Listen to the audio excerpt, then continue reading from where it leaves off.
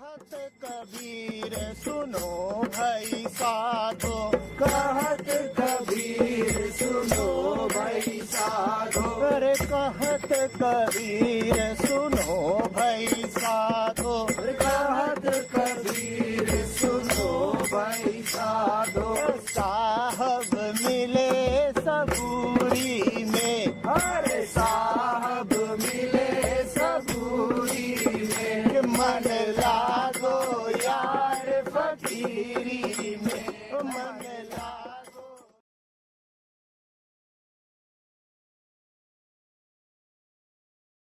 And when Jesus finished these sayings, the crowds were astonished at his teaching, for he was teaching them as one who had authority and not as their scribes. The real Guru would always speak from an inner sureness. He would not act as an agent of the crowds, not as a social pleaser. He is not looking to get his authority from somewhere else. He is not looking to gain applause from the crowds. When he speaks, it is very clear that it is not the gathering that gives him strength. His strength comes from somewhere within. And that display of inner strength is what really convinces the listener. The words never convince. For what are words? Words are just social constructs. They can never convince anybody. It is the manifestation of the inner authority that convinces anybody. If you have a guru who just looks a social construct, out to please, coming from a tradition,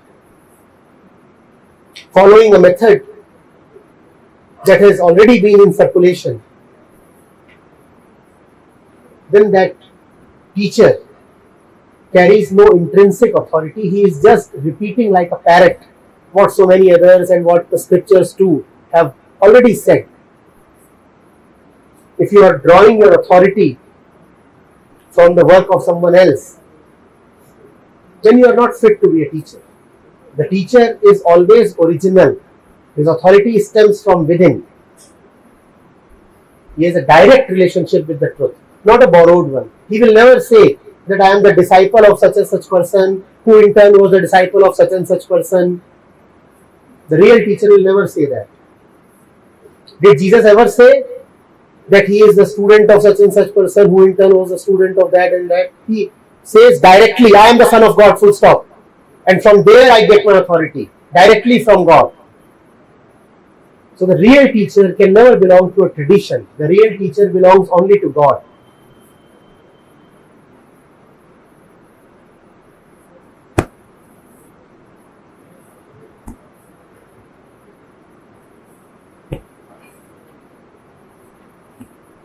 A question about Jesus.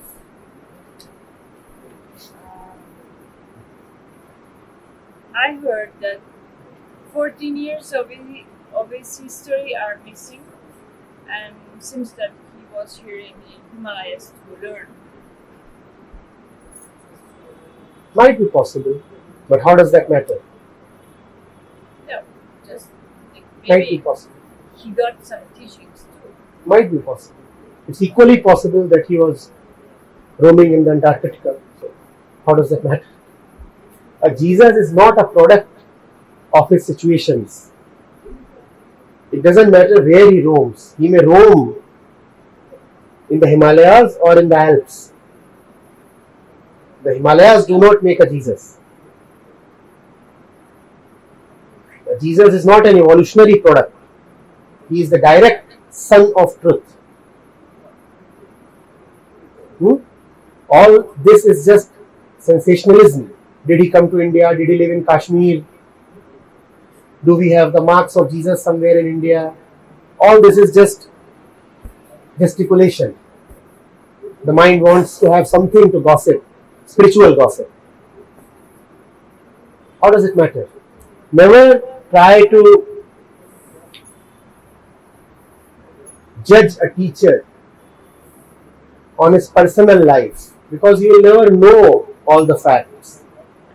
What I meant is that you can learn from others and become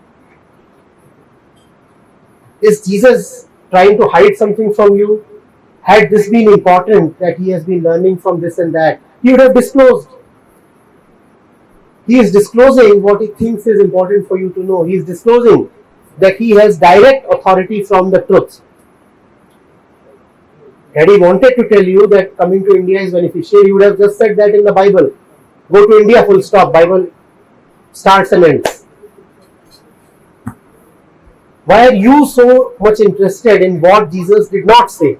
Why are you not interested in what he did say? Because this is hidden in the West, where my country is Italy, the Vatican. Nobody talks about that. First, go closely to what is already available about him, and that in itself is a treasure. When you have exhausted all that which he had to say, then you can go to that which he probably didn't say.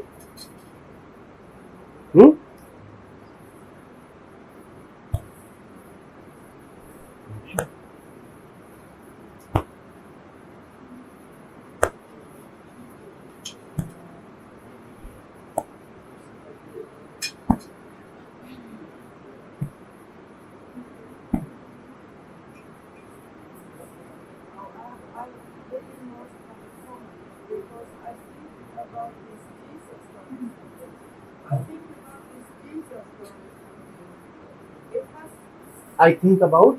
No, I think it has a relevance because what is inside you? She's saying she thinks that the Jesus story has some relevance. I just said that as a comment, I think that these Jesus stories, they have a relevance because we have so big stories that so big part of the community, is identified with. And I think that's very good if they can clear that up so it is more in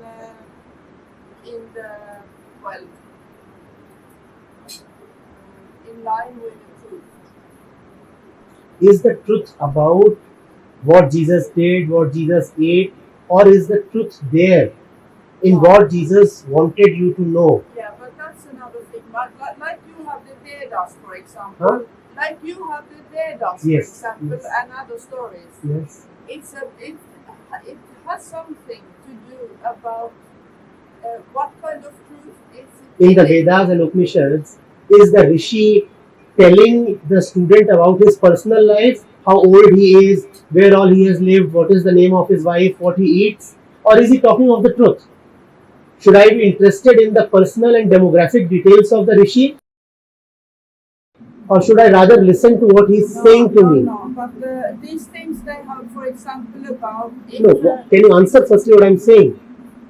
In any of the Upanishads, do you even find the Rishi saying anything about his personal life? Sometimes he does not even tell his name. Had the personal details been important, the teacher would have told them. If the teacher is not telling them, who are we to attach importance to them? Or do we think the teacher is deliberately trying to obfuscate something, keep it a secret?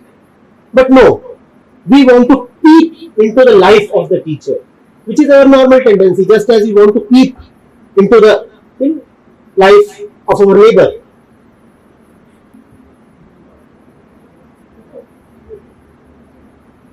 Limit yourself to what has been said and what is available.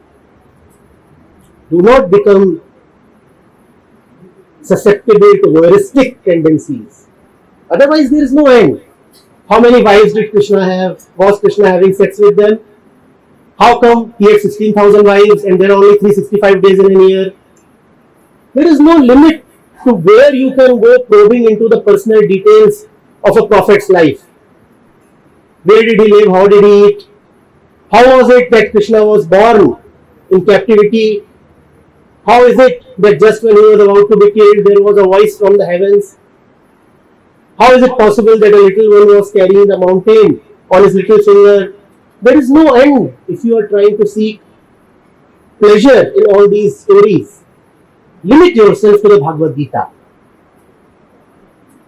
Limit yourself to the Bhagavad Gita, the direct word from the master. Rest all is gossip. Mostly the people who are the most interested in gossip are the ones who are the least interested in the truth. If you are filled with truth, where is the space for gossip?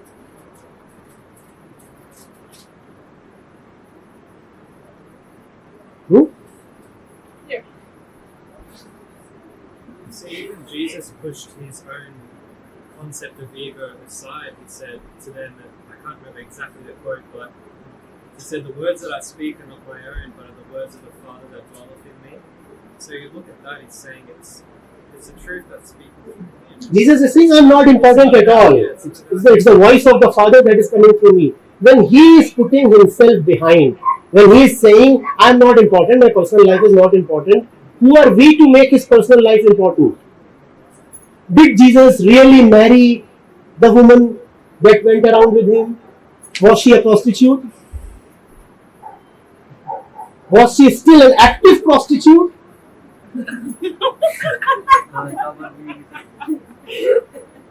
But why?